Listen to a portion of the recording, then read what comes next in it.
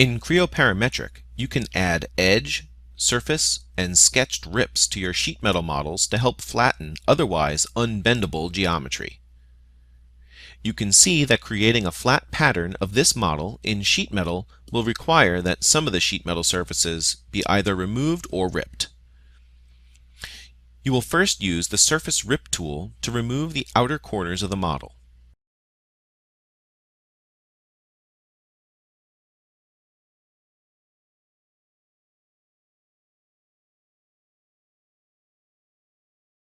Next, create the edge rips between the corners. This will enable the top surface to unfold about the edge that has not been ripped. Now you will sketch a rip on this wall so that the vertical walls can be unfolded. Let's orient our model so we can sketch a little easier and draw the line that defines the rip.